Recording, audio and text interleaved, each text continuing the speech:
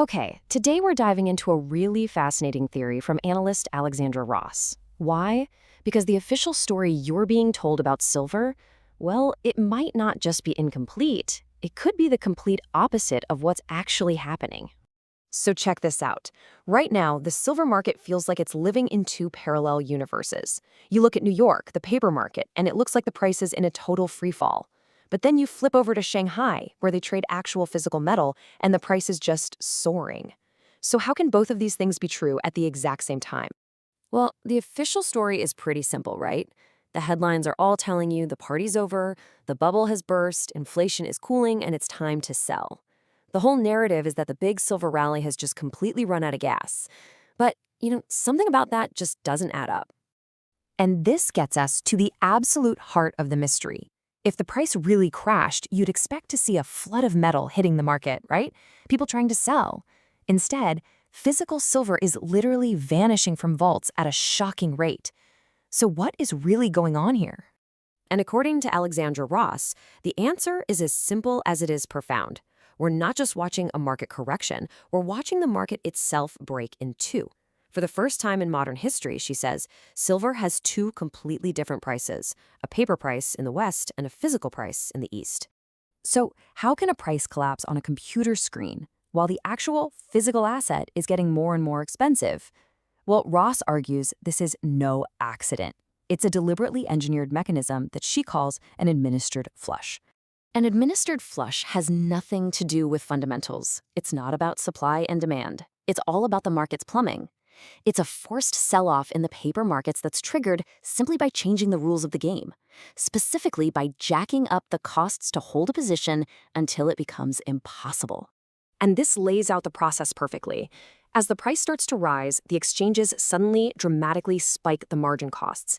This move forces anyone using leverage, hedge funds, speculators, to sell their positions immediately. Not because they want to, but because they simply can't afford to hold on. And that cascade of forced selling is what crashes the paper price. And this is the absolute crucial point to understand the different motivations here. The West uses paper markets to manage financial risk on a spreadsheet. They sell paper contracts. The East, though, has a completely different endgame.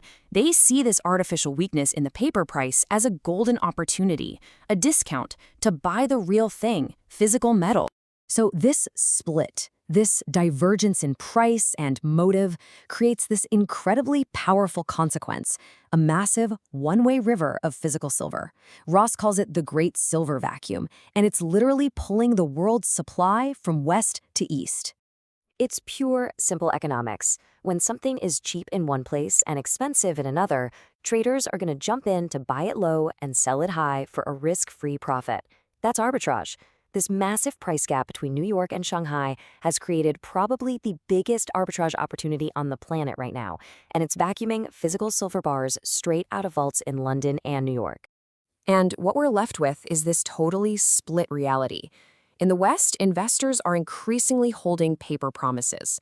ETFs, futures contracts, unallocated accounts. It's basically a simulation of owning silver. Meanwhile, the East is completely focused on the physical reality. They are acquiring and vaulting the actual metal, the real scarce asset. And don't think this is happening by accident. Just look at the policy. China has made it easier than ever to import silver, while at the same time making it much, much harder to export it. The strategic goal here is crystal clear. It's like the Hotel California for silver. It checks in, but it never checks out. This quote from Ross just nails the outcome of all this. In this great global transfer, the West is being left with a pile of paper claims, while the East secures the actual, tangible asset. One side is holding a promise, and the other side has possession. So, this just begs the biggest question of all. Why? Why would you accumulate physical silver on such a massive, strategic scale? Well, the answer, according to Ross, has a lot less to do with money and a lot more to do with power and the future of technology itself. This right here is the key insight. We all think of AI as just software, algorithms, and code, but all of that code has to run on physical hardware, and that hardware runs on electricity. At its most basic level, AI runs on conductivity. And what is the single best conductor of electricity and heat known to science? It's silver. Not copper, not gold. Silver. Period. That is a fundamental law of physics, and it has absolutely massive implications for high-performance computing. So let's get specific. To build out the massive data centers that AI requires at scale, you need huge amounts of silver. We're talking about everything from silver-plated connectors and high-current bus bars to the advanced power units and circuitry needed to manage incredible amounts of power and heat. For these critical applications, there is simply no substitute for silver. So suddenly, the strategic endgame becomes painfully clear. If you can control the global supply of the one material that is essential for building out AI infrastructure, you can effectively put a speed limit on your rival's technological expansion. It's a physical choke point on the entire AI boom. Okay, so given this crazy divergence and these massive strategic stakes, what does this analysis suggest for, an individual investor? Ross lays out what she calls her survival logic, basically an investor's playbook for navigating this completely broken market. And here are her 3 core rules. First, become the arbitrage yourself. Use these artificial dips in the paper price as your opportunity to buy physical metal. Second, stop obsessing over the spot price on your screen. Watch the premium, the actual all-in cost to get that metal in your hand. That's the real signal. And third, watch the East. The true price floor is now being set in Shanghai and Mumbai, not in New York.